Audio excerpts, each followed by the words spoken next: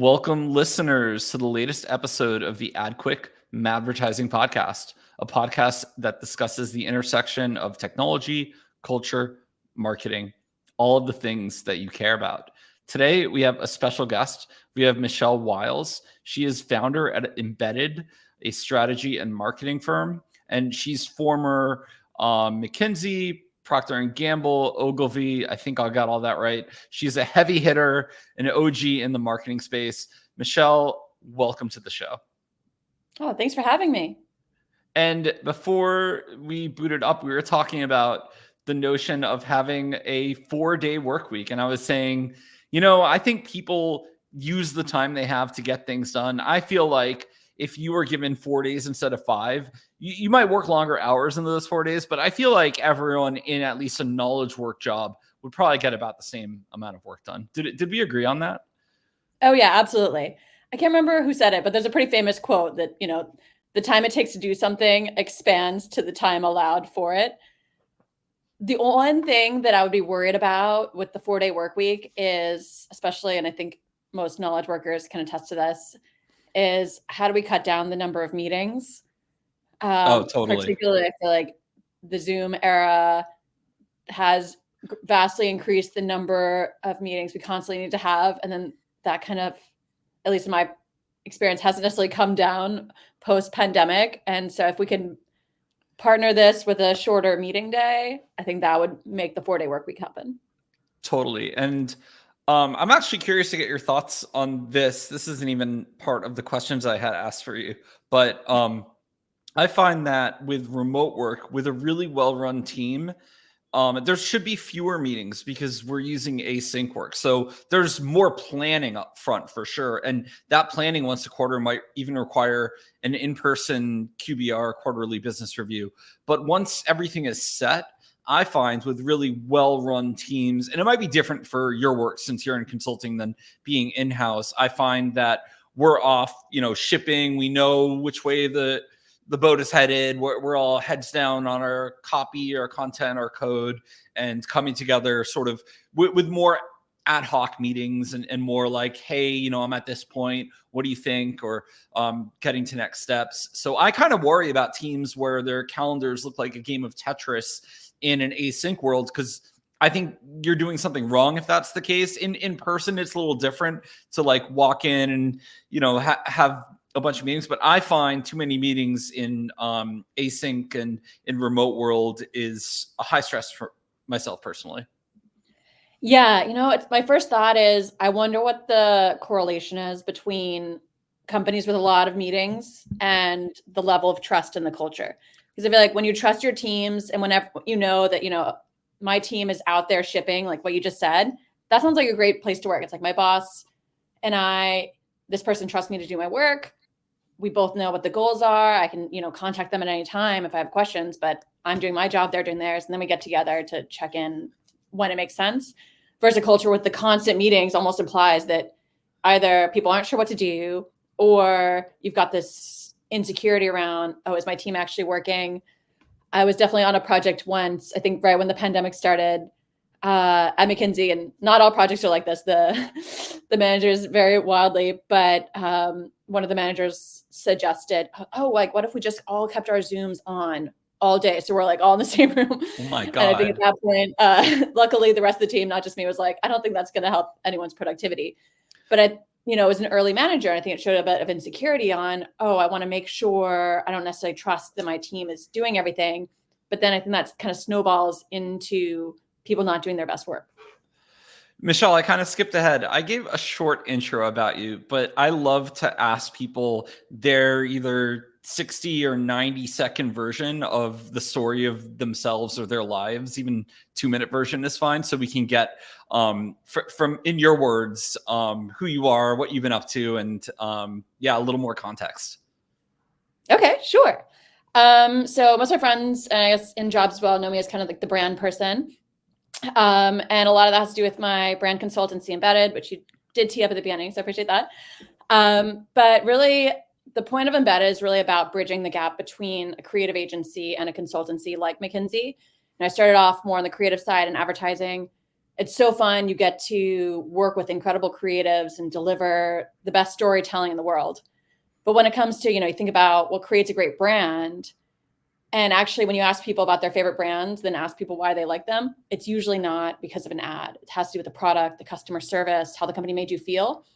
And those investments often don't come from the marketing team. They come from a CEO or a larger company orientation to, we are going to invest in customer service or this product or quality or XYZ because this is a long-term investment in who we are as a company. And that's really a strategic decision. But then when you go to a place like McKinsey, you can do all the strategy and they're excellent at it, but turning that into a creative narrative that then can inspire the rest of the company isn't their forte. And I want to create a consultancy that's able to weave the company strategy part, work with CEOs directly, but then translate their strategy into a creative narrative. So then kind of like we were just saying with that trust element, your team, so they can work 4 days a week, where everyone knows, if you work for certain companies, the values are so ingrained where you don't need to be telling your employee everything to do every 5 seconds, because everyone knows how to do their job so much that if a random problem comes up, you can trust that your whole company probably knows how to act on it. And to me, that's a great brand, not we had this one really amazing ad campaign once. Yeah. And I want to get into branding a lot more because that is your focus. And I have so many questions for you. I know you're going to love, but I'm curious, what has been your, I guess, for someone who's maybe in a similar position where they're at a large company, and we do have a lot of listeners at large companies who might daydream of doing what you've done, which is starting your own business, whether it's a consultancy or an e-commerce shop or something on their own. What advice would you give that person who's thought of making the jump but hasn't quite done it yet? Do you regret anything? Should they just go now? Any things to keep in mind? That's a great question. I would preface it by saying I'm definitely not the expert. It kind of happened by accident. I've always kind of felt the way I do about brand. And it's funny, one of my friends was like, I don't think most people think about brands the way you do. You just think of it as strategy. And I was like, well, that's because it is. And so my mindset of that was that I was just going to write about it. And it kind of happened by accident. I write in my blog about great brands I like. Often it's because I don't know how they were able to accomplish what they did. And then I learned through writing. And then I started getting clients that way. So my advice, I think, especially if you want to do this and you're at a big company, I started my career at P&G, and I also, at the point, really wanted to work for something that was a bit more scrappy, where you could get more done faster, is to start small. It's quite easy to start something on the side these days. There's so much different media formats. You can test out a lot on your own. You don't need to say, okay, how do I get from 0 to 100 where I'm running my own business or hiring people? But how do you break up that goal into something really small that you can do tomorrow? Then there's so much research on, the only way to hit a big goal is to break it up into smaller bits. And I would try to break that down into, okay, if your 5-year goal is this, what do you need to do in 3 years, 1 year, 6 months, 1 month, tomorrow?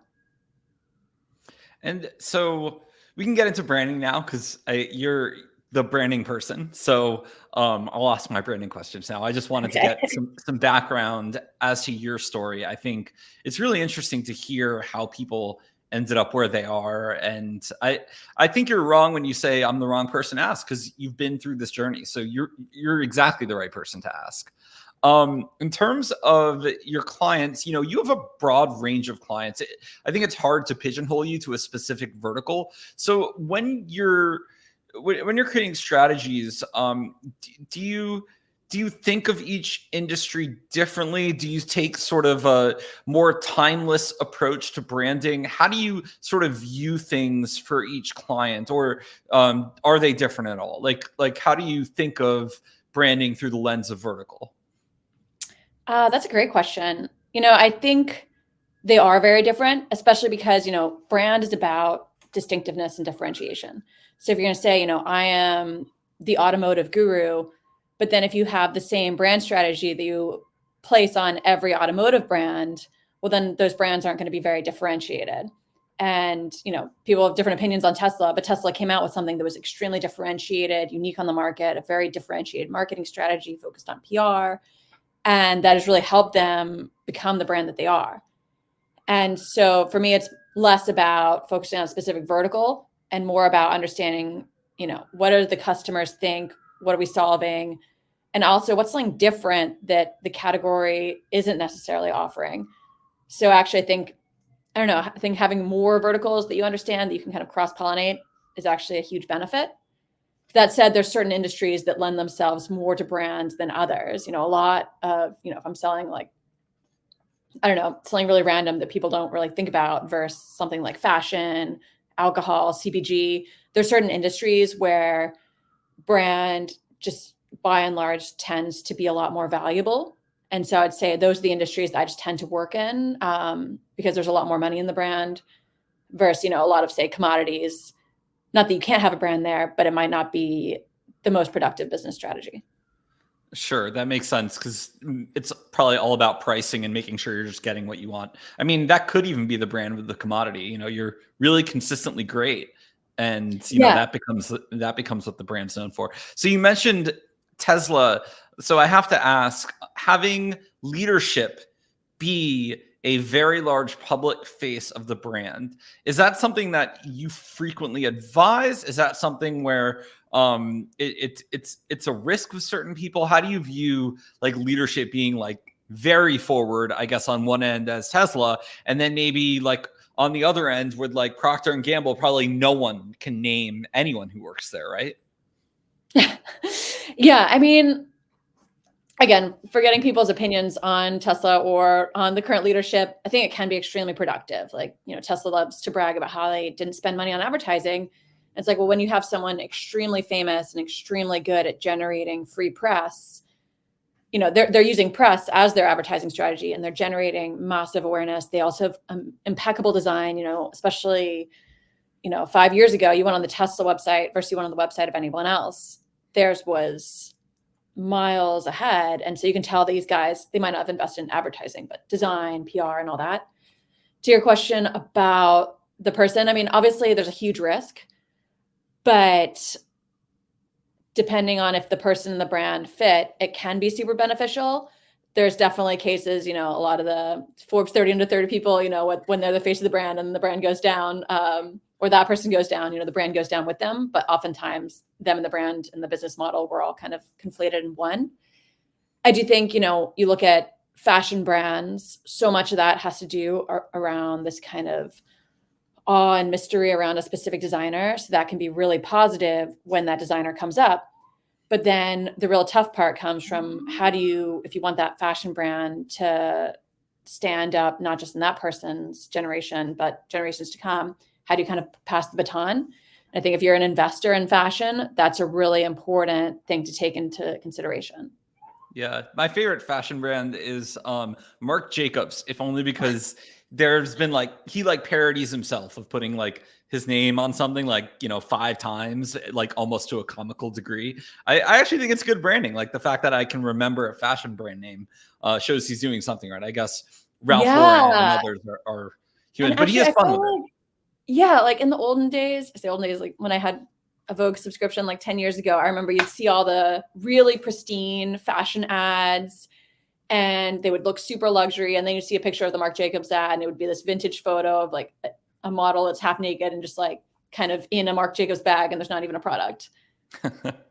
Yeah, I mean, it's different. And I think I'm personally, as a marketer, a fan of everyone. There's the whole notion of refinement culture happening right now. I'm sure you've seen all of the infographics showing the old logos of companies compared to the new logo where it's a flat design. And, it almost seems like every company is sterilizing themselves with the same set of best practices. I've read it's a mix of to meet mobile standards and the flat design happening on mobile, so your icon's visible everywhere. But I think it's an opportunity to stand out, as we're talking about a company that we both remembered the marketing for, versus there's a lot of new D2C brands where I don't think they have enough of a brand or essence, where other than I have a Liquid Death right here, which stands out.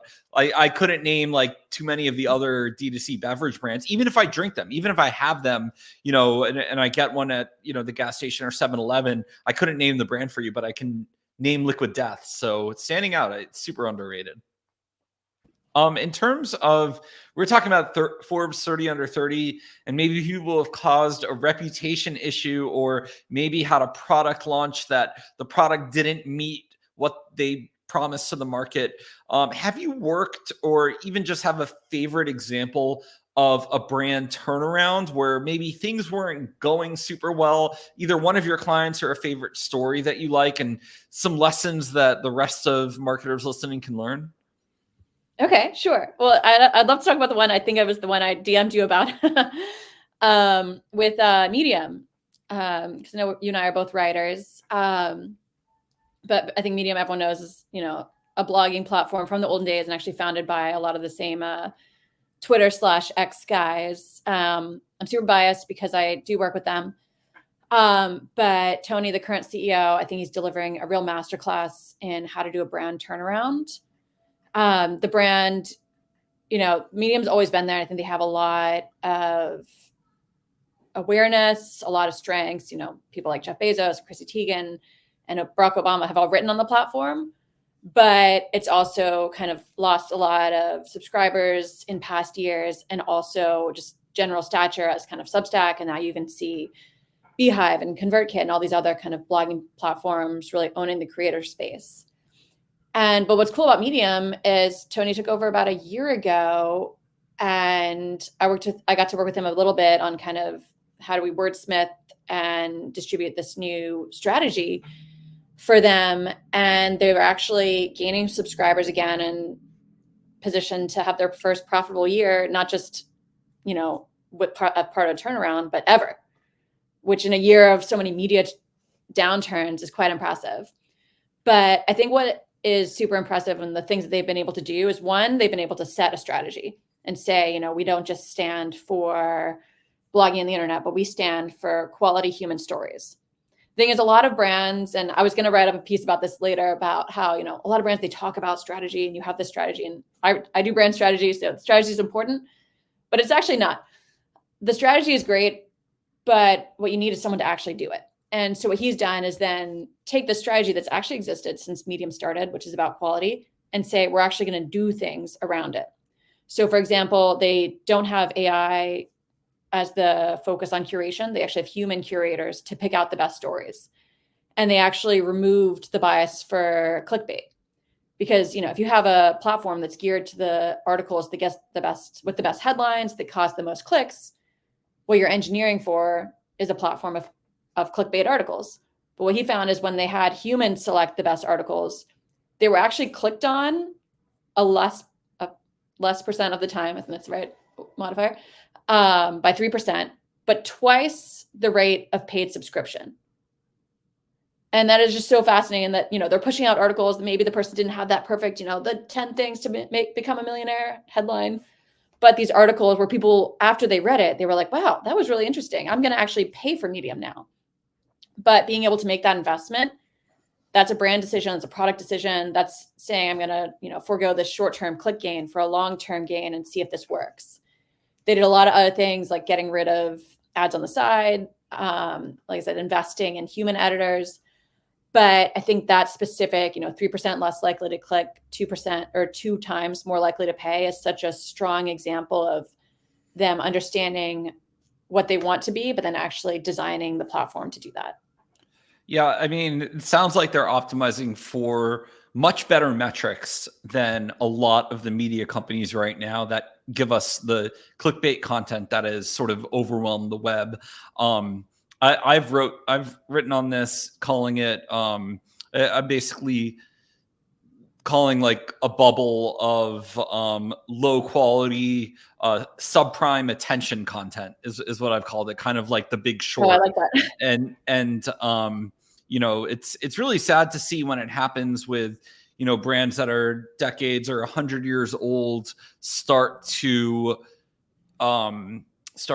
lower themselves to kind of just get low quality quick attention that you said it might get clicks, but is it actually going to convert to loyalty, to paying subscribers, to, changing anyone's mind about an issue? So good job, Medium. I root for any startup to turn around. So in terms of actual startups who are maybe earlier than Medium, we definitely have a lot of young listeners who are getting funding for their first companies, are working on an early idea. Do you have any best practices for, say, someone who's creating a startup? They probably don't have enough money to hire someone like yourself just yet, but they want to figure out the basic building blocks of that startup brand as they test with early users, as they get their first customers, as they go out into the market and, figure out where they're going. They're probably pre-product market fit, just really early days. What do you advise startups broadly at that stage? Oh, that's an excellent question. And I think you see this on Twitter, especially in the marketing space, where the beginning of any sort of marketing for a startup, you don't need to worry about brand because it's all about finding product market fit and using a lot of the performance channels and just trying to acquire customers and seeing what works. And I definitely subscribe to that. You shouldn't be doing some huge TV campaign when you first start, unless, you've got a lot of VC money to burn. But I do think that conversation in general is then under this assumption that brand is about this idea of channels, that there are brand channels and there are performance channels. And I think that's completely incorrect. And, there are some channels that are maybe better for building brand and other channels that are better at capturing customers. But on the whole, if you want to do brand as a startup, brand is really about your company values and understanding that, and how you go to market. At the beginning, when you start, you should be testing. If you're pre-product market fit, you should probably be putting out a lot of different messages, a lot of different types of creatives, testing out as many channels as possible, ideally going and meeting your customers face-to-face and seeing what resonates. But that story of why you created your company, and then how you go and speak to your customers, your tone, even some of the design choices, any brand is going to have some sort of design layer, even if you can't afford the top design agency. And those are all going to be informed by what are our values as a company, and really why are we offering this new product or service? And if you understand that, then you can go out and that's going to affect your marketing. So for example, say you're starting a retailer that's like Nordstrom and you want to own great service. Maybe you don't have a store yet, but you've got a stand or an online app, and you might spend more time speaking to each customer, giving a lot of great service, asking their NPS score, versus if you're trying to start the next Walmart and you're like, I am going to offer customers something awesome, the lowest prices. How you speak to people, how much you invest in customer service versus a super fast converting process, and just make things, make the price super clear. Those little decisions in your design are going to all be affected from the start of who are we? And I think, to me, that's all brand. It's not about the TV ad or not. Yeah, those are great points. Do you think that there are some industries that tend to have a little less brand loyalty for startups? So you mentioned Nordstrom, and I could be wrong here and talking out of turn, but I'm ambivalent where I buy clothing. If it fits, I like it. So for me, I'm amenable to, if I see a startup saying, look, I've got really cool, well-priced, high-quality clothes for men, I'll be like, you know what? I'll try it and I'll order from them.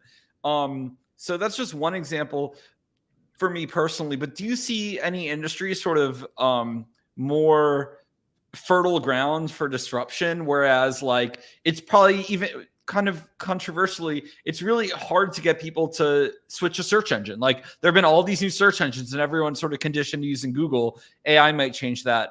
So am I right or wrong in thinking something like retail is kind of actually easier to get a behavior change than maybe a product where I'm conditioned to doing something a certain way? Or am I totally off on this? Ooh, that's tough. Cause like I said, I think there is definitely certain industries where you're more prone to switching, and something like restaurants.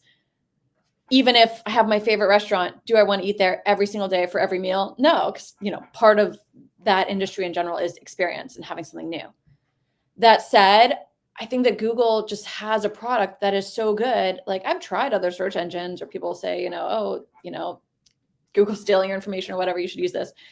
But Google's results are great. And, with Nordstrom, you mentioned the retailer, and Nordstrom is very much about service. But then the benefit you wanted was something that fits. But say Nordstrom had an integrator with my old employer at Son of a Tailor, where time you went there, you knew that every single thing was going to fit you absolutely perfect and going to make you look like the best outfit you've ever worn, and no one else had that, you'd probably be there every day.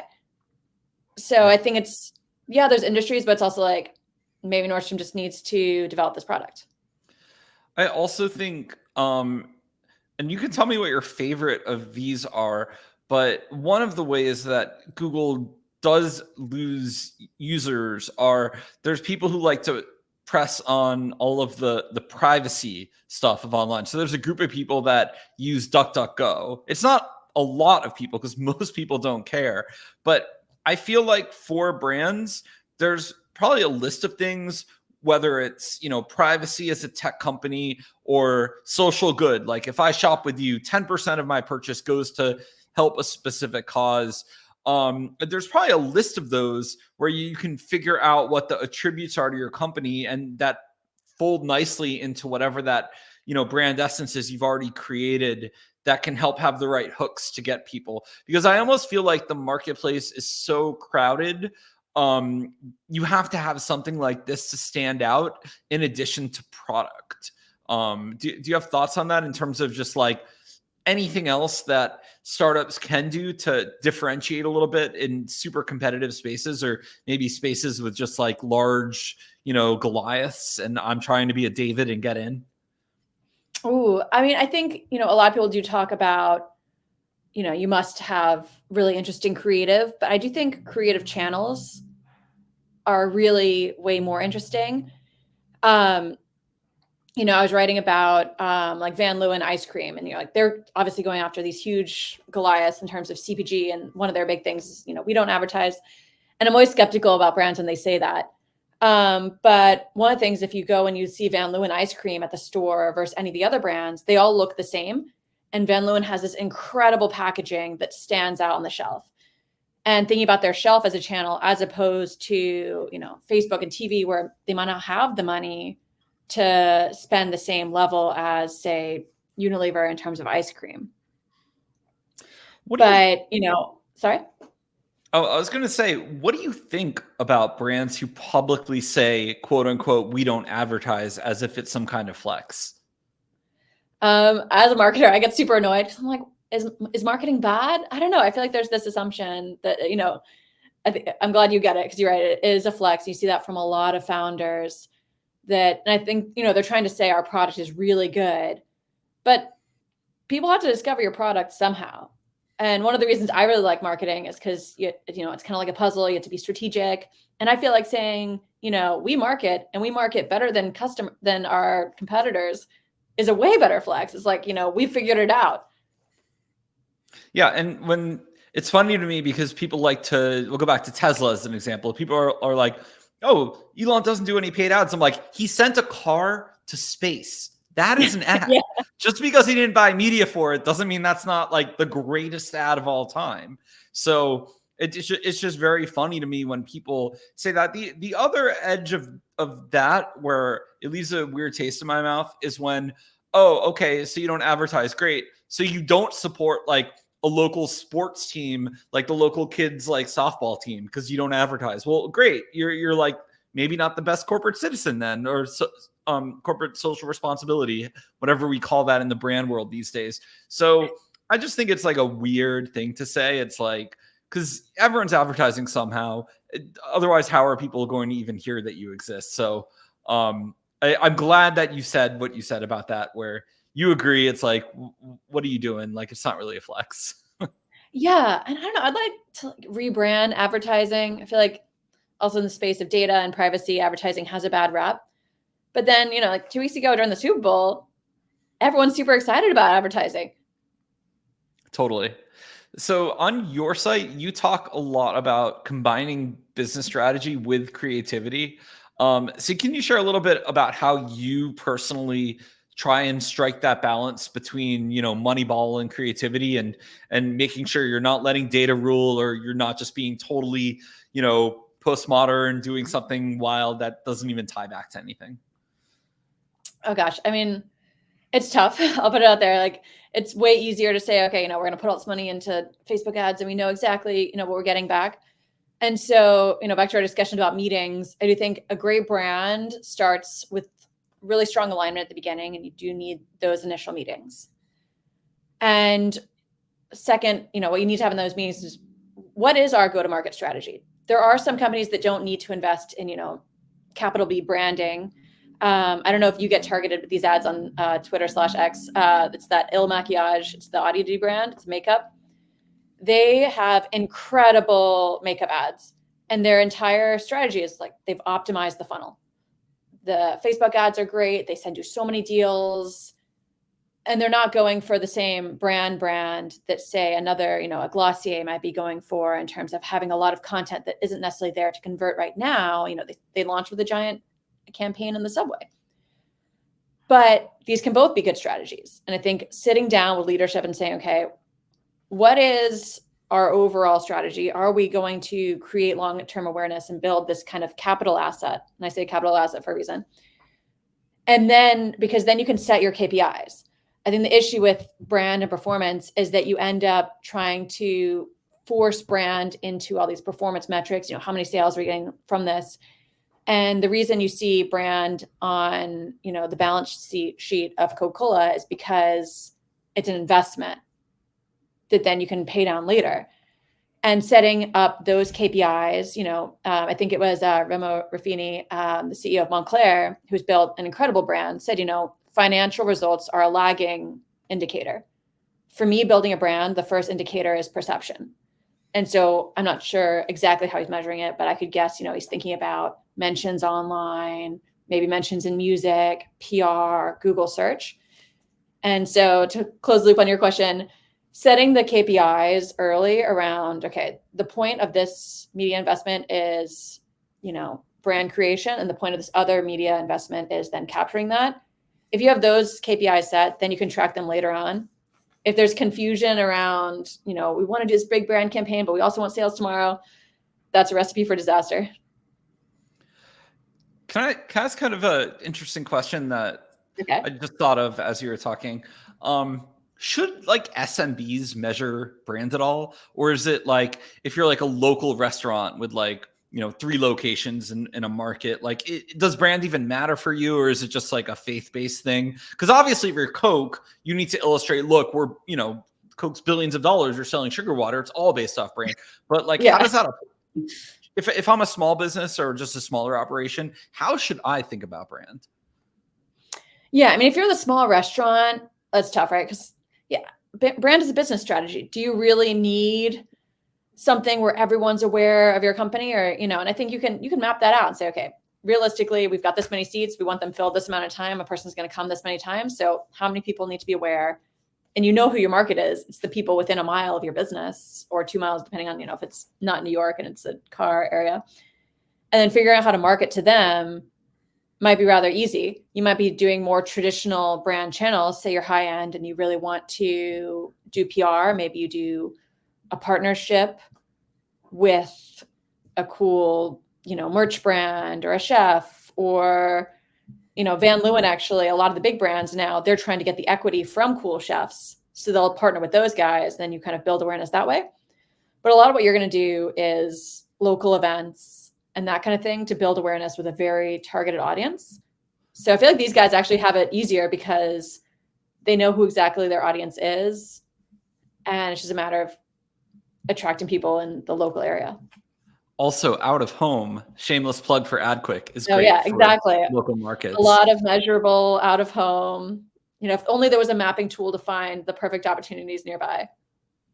We have that. The local ads for, a Dunkin' Donuts on the side of the highway on out of home drive quite a bit of business. I also saw, in terms of local marketing, I was in South Beach visiting my family. They're in Miami. And I saw outside one of the hotels, they had in bright neon signs, as seen on TikTok, for like this really famous ice cream down in South Beach. I forget the name of the Is it a restaurant. flex to have been seen on TikTok? It's not like you got into TV.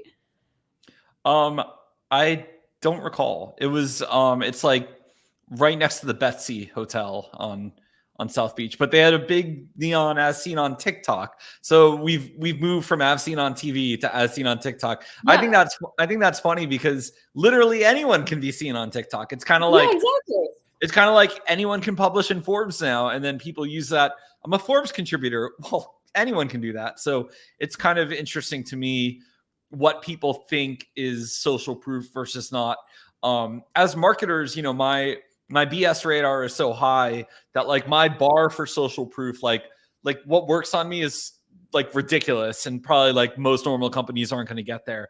But like for like regular people just trying to make a decision in a hurry, certainly a lot of that can work.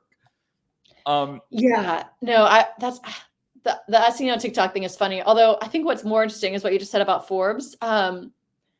Forbes is actually one of my favorite brands, not because I like it, but I respect it. These guys make a lot of money. And I think, the listicles, the fact I think you can actually have to pay Forbes to be a contributor. Then they host these events that then further monetize everything. Like I was reading about them the other day. And again, you see so many media companies struggling, and Forbes is doing extremely well, despite actually becoming kind of a joke in the media world. I find it quite impressive. Yeah, the 30 under 30 thing is probably the best link bait that anyone has going, because not only is it 30 people under 30, it's like they've made 30 categories for it. Yeah. So now you have hundreds of people that when they list, what's the first thing they do? They post to their blog, they post to their social profiles, they share with their email list, look, I made this thing. And they basically just activate however many people every year to promote Forbes. And all of those links then help all of the rest of their stories rank higher. So they've created a whole flywheel for social and search marketing. You're right. It's a small stroke of brilliance. And hopefully the cynic in me would say, look, they've completely sold out. The brand is a shell of itself. But, the optimist could say, okay, but they also fund however many reporters to do real reporting, and don't hate the player, hate the game. The money has to come from somewhere. So depending on how I'm feeling in a given day, I might be more cynical or optimistic about what Forbes does. Yeah, I agree. It's unfortunately kind of genius. So, for businesses looking to expand beyond like traditional performance marketing, what alternative customer acquisition strategies do you like personally? I know without saying an example, it's kind of a nebulous thing, but I guess what are some cool ways you've seen companies stand out beyond buying more Facebook ads? Ooh, okay. That's the question I love, because there's a ton in terms of customer experience. But it's funny, I did write about this actually in a different blog post around kind of the best brands actually do their brand through irregular channels. So one brand I really want to write about is Margaritaville, because I think they really crush it with their brand marketing. But one thing that they do that's super interesting is their loyalty program. It's not points-based, which is, to me, is fantastic. Like their brand is described by the words island escapism. It's all about vacation, that Jimmy Buffett way of life. And I love this no points thing, because it's like, as soon as you sign up for one of these credit card things, it's like, oh, now I've got this low paying side job. And if their whole business proposition is a vacation, they just give you rewards no matter what. And I feel like that just adds to that essence and that experience of, when I think Margaritaville, all my troubles wash away like the ocean, and I'm in paradise, whether I'm coming to the restaurant or going to one of the resorts. And I think, similarly, you go to like Barry's Bootcamp, they have an amazing shower system. And they announced the other day they're changing which shampoo provider they're using. And the Instagram comments are wild. And I'm also in there complaining because they're using this brand called Oribe that's like, I think it's like $100 a bottle, but it's really nice. And I felt like that really epitomized, you don't just go for this crazy workout, but it's very much a luxury aesthetic. And them changing that, they're partnering now with another very nice brand, but you see this in the comments that people are upset because they saw that as part of the company. Obviously you can do PR. Like I said, Van Leeuwen, they're an ice cream brand, but they're partnering with chefs and saying, look at us, this is very high end, but then you buy it for $8 at the grocery store. And so doing those things can really change the perception of who you are without necessarily needing to do it on Facebook. I love it. I like the no points reward card for Margaritaville. It's like so on brand for them. You don't have to worry about points. It actually is super cool. I think it gets harder, but you have cool opportunities with B2B. Not a few years ago, probably 10 years ago, a VoIP company sent chocolate covered grasshoppers to a whole bunch of influencers to encourage them to be like an explorer. And it tied back to VoIP somehow. I forget exactly how they did it, but I got chocolate covered grasshoppers and I wrote a marketing blog post on them. And it's like kind of cool, like for B2B companies to figure out something different to do that's a little more experiential and to permeate their market, because you're just trying to start a conversation. So anything you can do that gets your target market to at least like answer your email or take a meeting is really a marketer should take advantage of whatever creative thing they can do to get their sales team in the door. Yeah, I really love that. Is it Paul Graham who said, do things that don't scale? Yeah, he did. And I feel like that's just so much like, I feel like people think about this idea of brand, it needs to be, the Super Bowl ad, but it really doesn't. It can be like this VoIP thing that crystallizes in your mind what they are. I think I read something similar in the B2B space about Brex and how in the beginning they would kind of just look up who had raised money and send them champagne and then talk about their credit card. And it's like, this is perfect. They know the exact moment where you're scaling and we're going to congratulate you. So, and then also here's this card, and suddenly it's the perfect marketing. Brex is also an advertiser with us, and they blanketed Soma with their logo for like. I think I read about that too, and that was for you guys. Yeah, but it's a super smart strategy. If you know your market is just in one area, not only out of home, you should use like geo-targeting with the GDN and Facebook. Like you can use all these tools now to just target a specific spot. If you're targeting, like I've got a startup, how do I do out of home on a budget? Yeah. And if you're same thing with fintech, you can geofence, all of your online campaigns that are out of home to like a certain zip code in New York during the day and like really hit all those people at work. So there's all sorts of creative things you could do now. So Michelle, we are wrapping up. Can you share where people can find you online to either hire you for consulting or read your thoughts on the world? We'll also put links in the description, but let us know where to find you. Oh, awesome. Okay.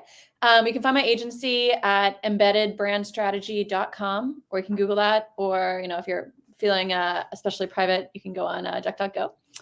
Otherwise, you can find me on my Medium account. If you search Michelle Wiles on Medium, or just go, I think it's Michelle-Wiles.medium.com. You can find me there. Otherwise, LinkedIn, Twitter /X, all the socials, I'm there as well under Michelle Wiles. Awesome. Well, we will put links to find Michelle in the episode description. Thank you, as usual, for listening or watching. And please like, comment, subscribe, share. Still doing the YouTube thing. So in the comments, please let us know what you think and give us an upvote. Thank you so much for listening, and we will see you next week.